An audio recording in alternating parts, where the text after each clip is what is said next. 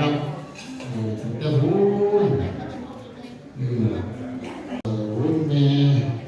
สวยสมคุณพ่อห้องในไทยคุณ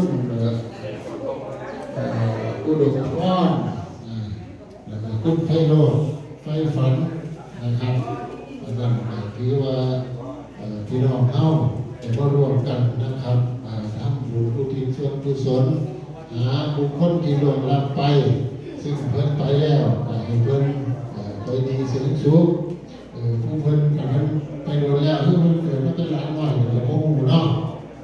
ผู้ละคนก็ว่าเมื่อเราจะดื้อแล้วจะตีไปตีมาถือพอถือแก่จะร้อนได้คือว่าเขาบอกรักษาสอนเนาะเขาก็อยากให้เราดีตั้งแต่เขาจะห้ามกับโหสีที่ว่าเพิ่นจะเกิดแล้วเขาก็บ่ได้เพิ่นเกิดข้อนยังเขาก็เฮ็ดบุญเฮ็ดกุศล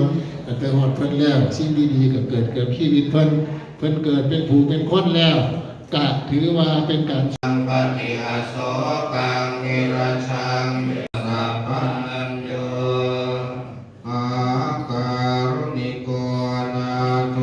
อิกายาสัพพปานินังปุเรนตวะปารมีสัพพะปัตโต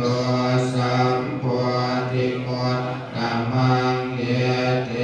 นะสัมปติอาโสกังนิรัจฉังสัพพัญโยอาการุณิโกนาโทอิกายาสัพพปานินังปุเรนตวะปารมีสัพพะปัตโตสัมโพธิโมกขมังเยเตนะสัพพะทะโสติปัจจันติตันเตสัมมังคารมุตตมันติยังกิจชีวิตตังอิทว